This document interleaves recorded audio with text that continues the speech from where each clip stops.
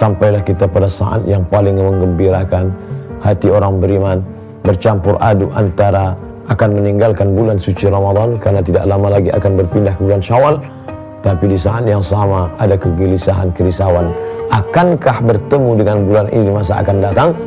Satu sisi dia akan melelehkan air mata, bagaimana mungkin akan menjamin rezeki umur panjang, belum tentu ada, tapi keyakinan pula ada dalam dirinya karena Allah tidak pernah menyanyiakan doanya.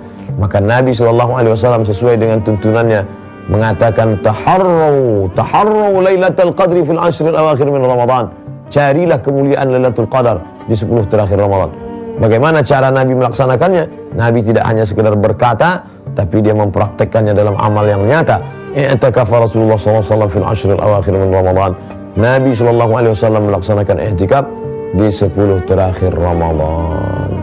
Thumma i'takafa azwajuhu min ba'dih.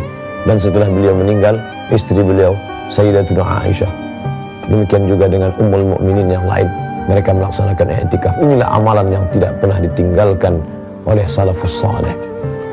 Aku heran, kata Imam Sufyan Ats-Tsauri, ada suatu amal yang pernah dilakukan Nabi tapi kemudian beliau meninggalkannya.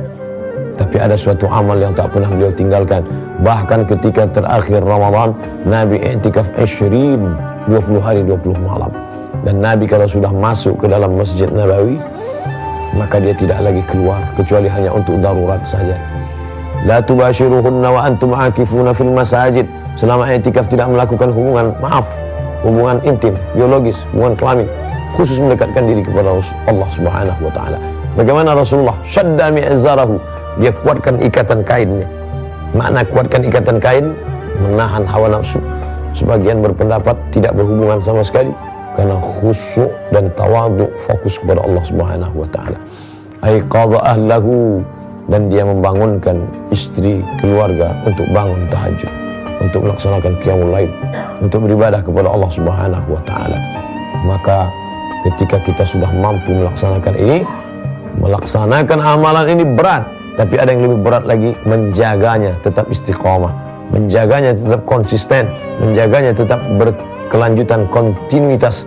Inilah yang akan menjadi bekal menghadap Allah Subhanahu wa taala.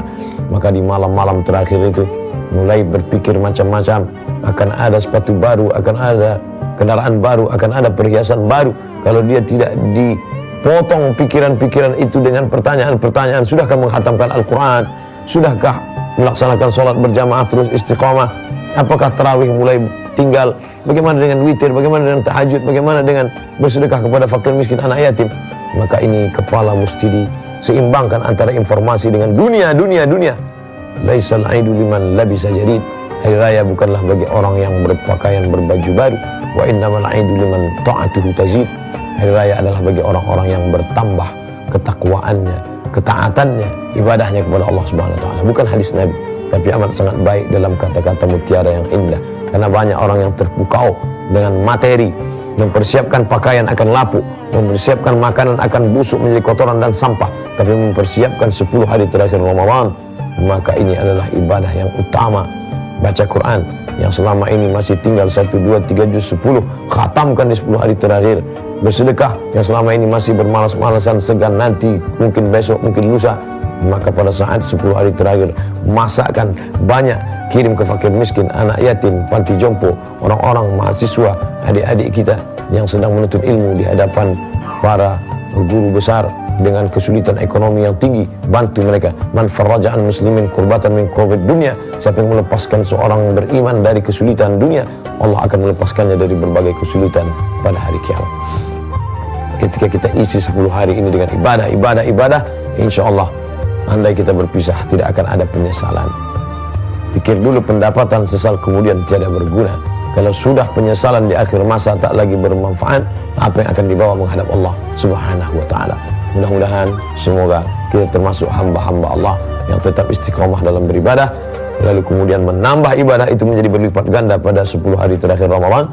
Dan yang paling terpenting adalah spiritnya tetap dibawa keluar Ramadan menuju Syawal, Dzulqa'dah, Dzulhijjah, Muharram, Safar, sampailah kita mati menghadap Allah Subhanahu wa taala. Terima kasih segala perhatian. Mohon maaf semua kekhilafan. Wassalamualaikum warahmatullahi wabarakatuh.